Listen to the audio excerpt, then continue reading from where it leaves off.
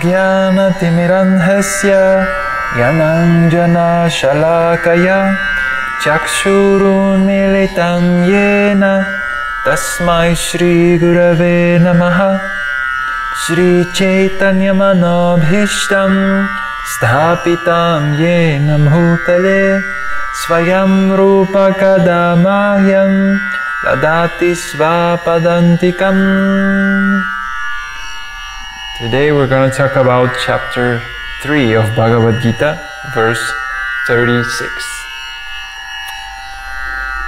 Arjuna uvacha atha kena prayuktoyam tapam charati purushaha anichan api varsneya balad iva niyojitaha.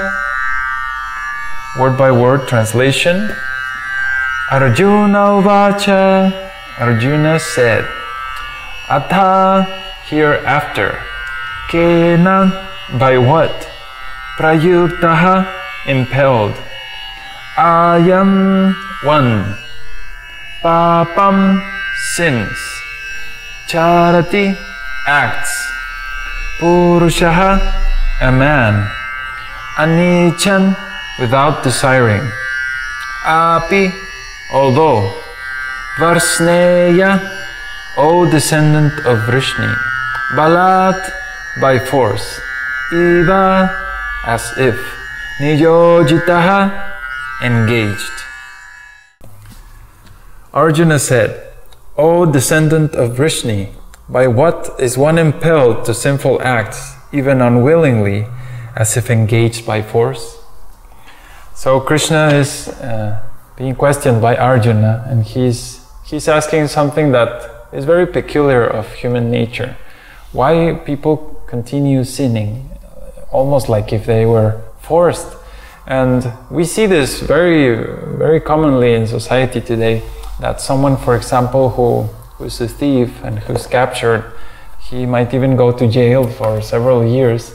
But as soon as the person is released, even after the punishment, he will again continue committing the same thing that he was punished for.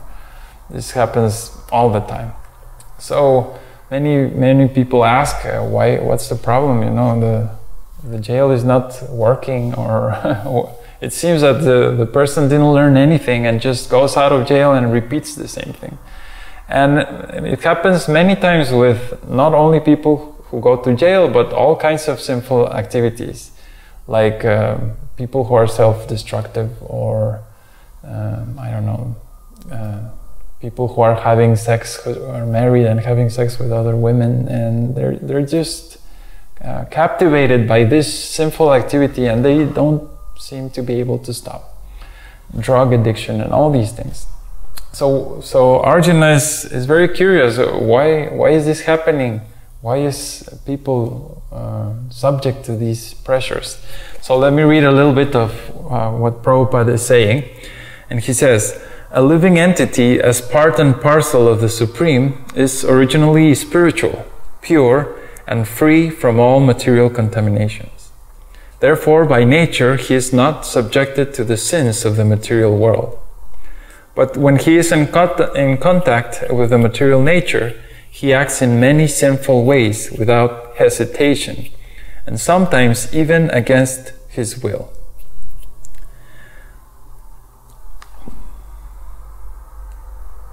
So this is a question that is being made to Krishna. So let's see what Krishna responds on the next verse, in verse 37. Shri Bhagavan Uvacha Kama esha krodha esha rajoguna samudbhavaha mahashano mahapapma vidhenam iha vairinam. Word by word translation.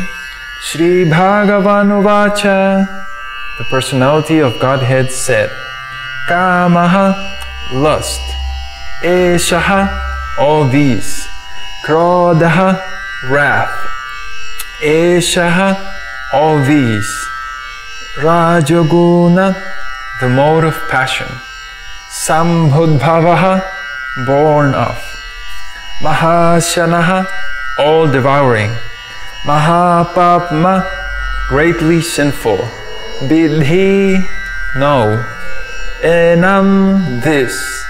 Iha, in the material world. Vairinam, greatest enemy. Translation.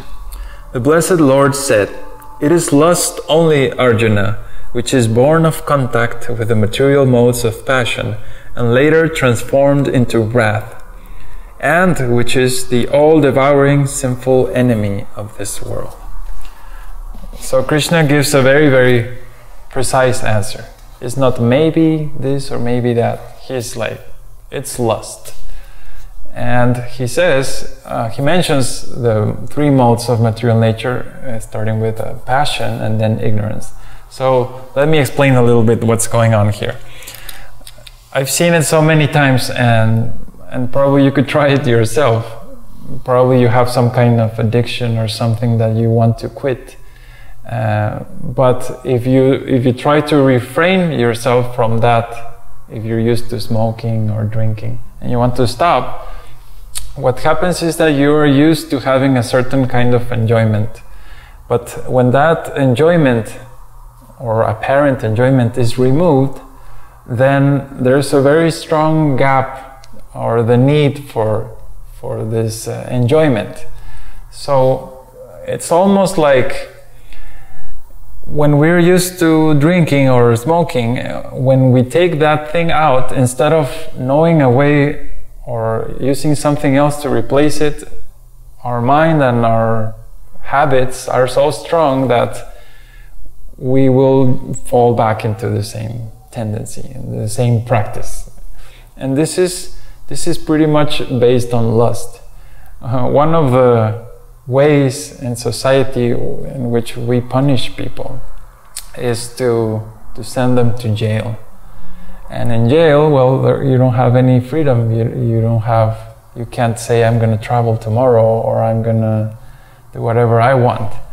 In jail, you're forced to be in four walls, and that's your prison. And this is considered very undesirable, not precisely because there's forced work and all that and nasty things that one has to do in jail, but just the simple fact of being in a box surrounded by four walls, it's already considered a very severe punishment that nobody would ever want. And the reason for this is because the lust is very strong. And to curb lust is pretty much, or to be able to reduce lust is the goal of spiritual life. If one is able to reduce lust to zero, material lust, then one is completely free from anxiety. And there's incredible amount of stories of greatest persons in the history of the world who at some point in their life they go into some kind of seclusion. And we see this, for example, with Lord Chaitanya himself, in which at the end of his life he was pretty much alone and isolated with very few associates. So why is it that most people consider this kind of loneliness and being isolated and in such a unenjoyment atmosphere pleasurable?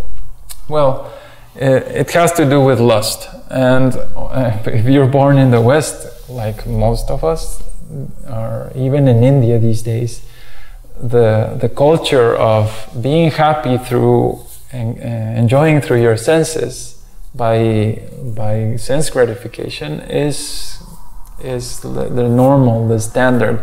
There's no education on austerity or penance or practicing controlling the senses and things like that. So from the very young age, you've been watching, I don't know, TV, your family, everyone looking towards the happiness of the senses. And well, this is lust. It's all based on lust. For most people, the hardest part of lust to control is when it comes to sex life. That's why in spiritual life, celibacy is such a big issue. And most people, even the persons who practice celibacy, they give up after a while because the lust is so strong. They can't stop. It's very, very powerful. And the trick is to understand that this lust that we experience is the same thing that's the cause of sinful activity. And this is what Krishna nails down just in the first part of the verse. It is lust only, Arjuna. It is lust only, Arjuna, which is born of contact with the material modes of passion and later transformed into wrath, and which is the all-devouring sinful enemy of this world. I mean, if you want to fight someone, instead of trying to fight the government and stuff, just fight with yourself, with your lust. That's it. That's enough of a challenge to last you for a while. And unfortunately, as I was saying, most people, the idea of eliminating lust is just impossible. I saw it myself with my own guru who fell down. He was ridiculously afflicted by lust, and he was shamelessly committing sinful activities, and not only that, teaching others that yes, sinful activity is great and let's do this. Why? Because of lust. So this has to be something that gradually, as we develop in spiritual life, we learn to control lust. The best, of course, is to be trained from very young age in being born in a good family that teaches these values. And for most people, spiritual life is something that starts at already after grown up, especially in the West. So it's like it's a rough ride, but it's not impossible, and one has to be very conscious that it's a gradual process. If it's done artificially, it will just blow up in your face. So one step at a time. One very important thing that Prabhupada mentions in the purport, it's a solution that Prabhupada is giving. He says, therefore, the origin of lust is also in the Supreme. If therefore lust is transformed into love for the Supreme, or transformed into Krishna consciousness, or in other words, desiring everything for Krishna, then both lust and wrath can be spiritualized. Hanuman, the great servitor of the Lord Rama, engaged his wrath upon his enemies for the satisfaction of the Lord. Therefore, lust and wrath, when they are employed in Krishna consciousness, become our friends instead of our enemies. So Prabhupada here is hinting to another way, which is, okay, you have this lust, but instead of just completely negating yourself, why don't you engage whatever tendency you have in Krishna's service? So some people say, oh, I'm lusty for sex life, so then I will lust Krishna and that's it. Well, yeah, that's it. It's a very simple solution.